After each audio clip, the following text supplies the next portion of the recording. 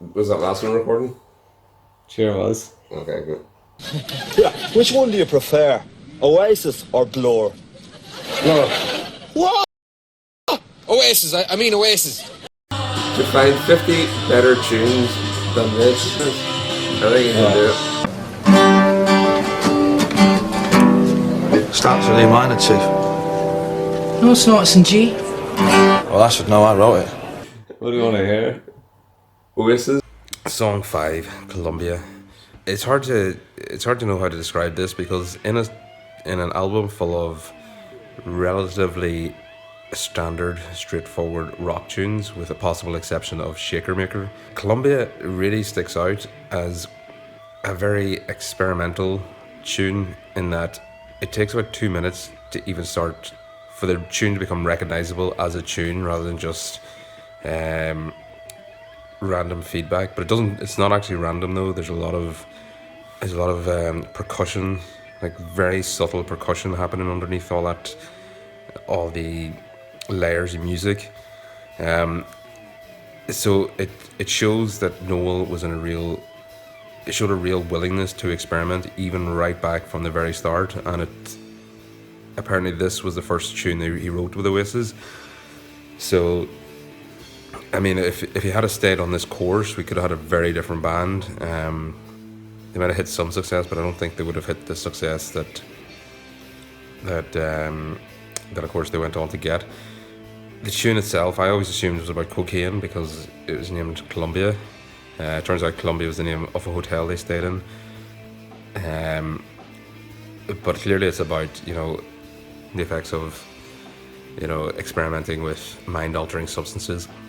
According to Genius.com, that particularly mind-altering substance was LSD, also known as acid. Well, it starts off the intro. The intro, as I said, it builds up, but it builds up very organically, and it doesn't feel like it's just been stretched out for a long period just for the sake of it. But this just feels like it grows very, you sort of realize there is actually something playing in amongst the feedback, and you sort of find yourself just nodding your head, and then the riff comes in, and then finally the vocal drops. Yeah, and then it builds into the chorus. Now lyrically, it's very simple. As I said, it does appear just be about just having a mental experience for the first time. But lyrically, it's very simple, but it's the sum of its parts. It's the overall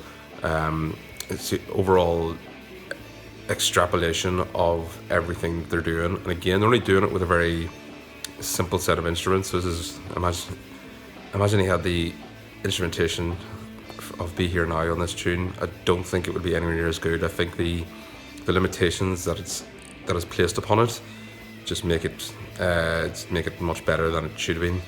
You'll have noticed as well that I've been putting ratings on these videos now. I found these 4 websites. Ranker is the one at the bottom, which is user generated. So the top songs have about 500 votes. It's something to work with. The top one is Manchester Evening News. So these are all from the last 12 to 18 months, so they're a reasonably good barometer of the sort of mood of Oasis. The NME one is very good. Well, Manchester Evening News, because obviously it's Manchester, so it's a paper that Noel probably had in his house at some point as a child, so it probably means a lot more coming from them. The NME, I wasn't actually going to put that list there, but then I read through it, and it is actually the most definitive list of all the Oasis songs I could find. So the other ones will have some songs that are missing. The NME one is actually fully definitive. So, and it's weird because when you go up the list a bit further, sometimes you'll get 3 that are 20. The same song will be 28 on one list, and then 30 on another list, and then 29 on the other one. So they're all very close.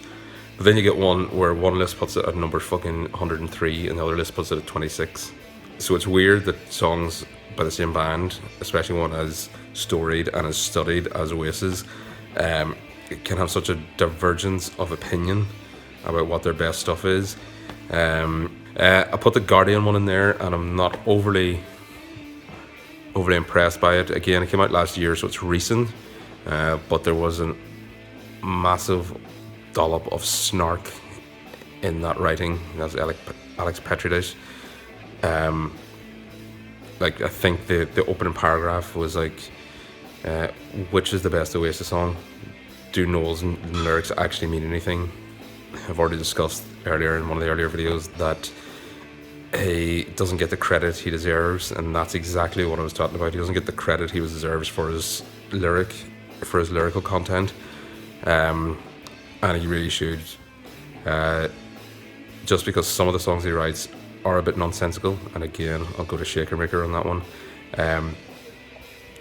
It doesn't mean that he is not capable of writing some really, really profound lyrics.